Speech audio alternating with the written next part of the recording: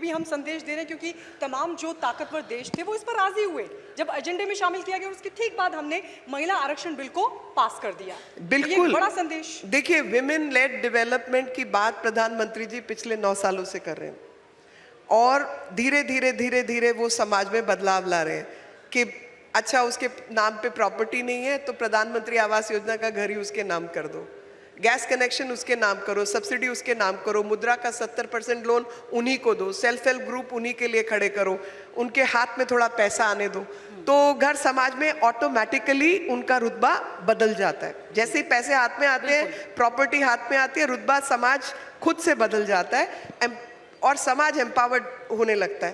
तो G20 का एक बहुत बड़ी जो जीत मैं कहूँगी वो ये थी कि विमेन लेड डेवलपमेंट को महत्ता दी गई।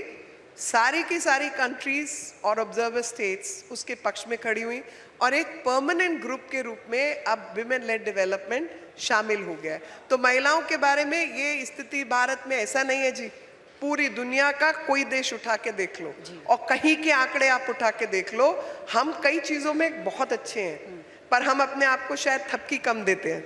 मैम, मेरा अगला सवाल G20 से ही जुड़ा है, क्योंकि आपने उसके लिए बहुत काम किया और कैसे उसके जरिए विश्व पटल तक भारत की संस्कृति को, विरासत को, उसकी परंपरा को पहुंचाया जाए। जिस तरीके से हमने देखा कि जब गाला डिनर का मौका था तो जो हेड ऑफ द स्टेट्स की वाइफ थी वो भारतीय परिधानों में पहुंची, जो कंट्री ऑफिसेस थे उनके सामने एग्जीबिशन लगाई गई थी जिसका थीम दिया गया था मदर ऑफ डेमोक्रेसी यानी भारत। तो ये सब कैसे, कितनी बड़ी चुनौती थी इसको वहां तक ले जाने के लिए?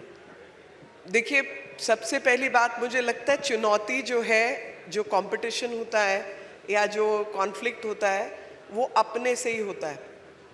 क्या हम कॉन्फिडेंट हैं अपने विचार के बारे में? क्या हम अपने बारे में काफ़ी जानते हैं? क्या हमने अपने विचार के पक्ष विपक्ष को समझ लिया है और उसको समझने के बाद किसी कॉन्फिडेंस के साथ हम अपनी बात आगे कह सकते हैं? तो जब भारत की बात आती है तो मैं हर बार प्रधानमंत्री जी का कभी कभी वो बात सामने आती है, भारत का रहने वाला हूँ, भारत की बात सुनाता हूँ। तो अभी वो बात हम लोगों के भी मन मस्तिष्क में इतनी गहराई से छा गई कि भाई हम भारतीय हैं और हमारे पास इतना सब कुछ बताने को है, इतना सब कुछ कहने को है और हम ही नहीं कहेंगे तो कोई बाहर वाला आके तो कहेगा नहीं। कितने लोगों को ये मालूम है कि वैदिक समय से बाद तक भारत के अंदर लोकतंत्र हर समय स्थापित था। 40 बार गणतंत्र शब्द ऋग्वेद में इस्तेमाल हुआ है, 40 बार। रिपब्लिक्स की बात 7वीं, 8वीं, 9वीं, 10वीं, 4थी शताब्दी के अंदर हुई है और उसके उल्लेख हैं पत्थरों के ऊपर। हर क्षेत्र में, ईस्ट वेस्ट नॉर्थ साउथ, एक ही क्षेत्र में हुआ ऐसा नहीं है, ईस्ट वेस्ट नॉर्थ साउथ हर जगह पे उसके उल्लेख हैं अलग अलग फॉर्मेट के अंदर। तो भारत की परंपराओं के बारे में, डेमोक्रेसी के बारे में कितने लोग ये बात जानते हैं? तो India is not only democratic, बड़ा आसानी से क्या, हाँ India is the largest democracy, 1.4 billion लोग इधर रहते हैं इसलिए लार्जेस्ट डेमोक्रेसी। अरे भैया, लार्जेस्ट डेमोक्रेसी खाली नहीं है, हमारे खून में डेमोक्रेसी है और उस खून में आज से नहीं, हजारों साल ईसा पूर्व से हमारे अंदर डेमोक्रेसी है। दुनिया को नहीं मालूम, अब आपकी पढ़ाई की कमी मैं कैसे पूरी कर सकती हूँ?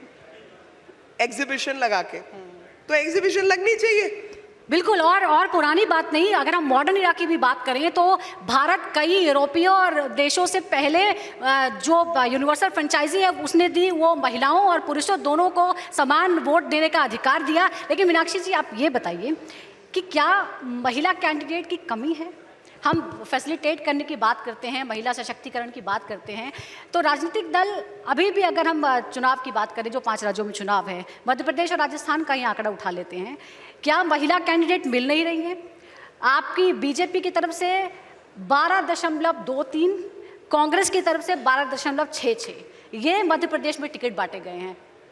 मध्य प्रदेश में कई क्षेत्र हैं जी, खासतौर पे ग्वालियर और चंबल का क्षेत्र, एक भी महिला को कांग्रेस ने टिकट नहीं दिया है और मैं सभी पार्टियों की बात एक करूंगी, मिनट नहीं- मैम, मेरी बात थोड़ी जी, सी प्लीज मैम। देखिए, भारतीय जनता पार्टी ने पार्टी के भीतर के लोकतंत्र के माध्यम से 33% विद इन पार्टी विमेन को पोजीशन दी, बिना किसी नियम के, अपना इंटरनल नियम बना के, अपने संविधान में संशोधन करके कि 33% भारतीय जनता पार्टी मंडल अध्यक्ष, जनरल सेक्रेटरी, राष्ट्रीय से लेकर नीचे तक वो हम बनाएंगे ताकि महिला नेतृत्व को हम पॉलिश कर सकें।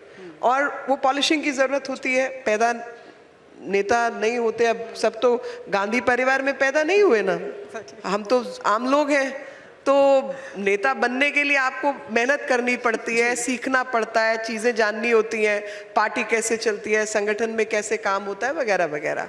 कई लोग पैदा ही होते हैं सीधे, मतलब फला के बेटे, चांदी का चम्मच लेके। हाँ, चांदी सोना ब्लैक काला लाल जो भी, मैं फला का बेटा हूँ, मैं फला की बेटी हूँ, इसलिए मैं नेता हूँ।